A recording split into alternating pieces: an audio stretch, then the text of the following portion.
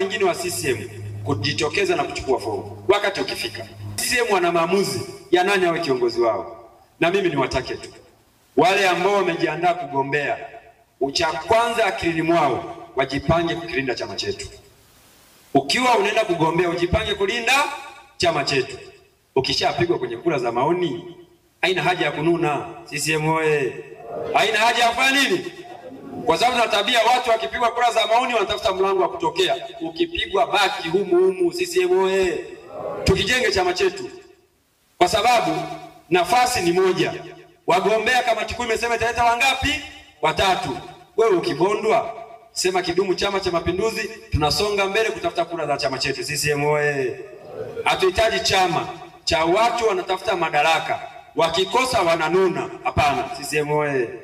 Na hizi nafasi muda mwingine ni kudra za Mwenyezi Mungu. Mwenyezi Mungu wakati huo amesema bado vumilia ndani ya chama chetu. Tukijenge chama chetu. Hasa vijana wenzangu ambao mnajitokeza sasa, ukigongwa, ukipigwa, tulia kwenye chama chetu tukijenge. Acha mambo ya kununanuna kwamba unataka uwe wewe tu. Hapana. CCM oye! Kwa sisi kama mmoja wa vijana wa Chama cha Mapinduzi mkoa, tunawahamasisha vijana wajitokeze kwa wingi kugombea nafasi hizi.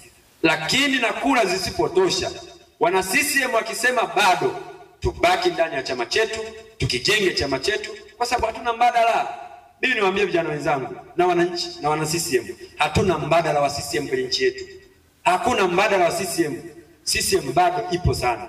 Kwa hiyo mliojipanga, sijui kina nani mliojipanga kugombea, kura zisipotosha, tubaki kwenye chama chetu, tukijenge chama chetu.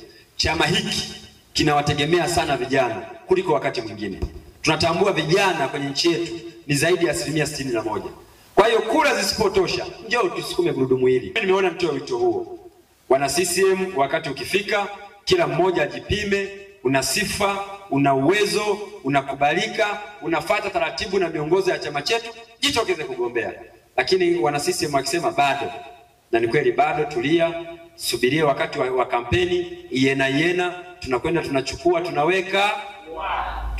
tunaweka.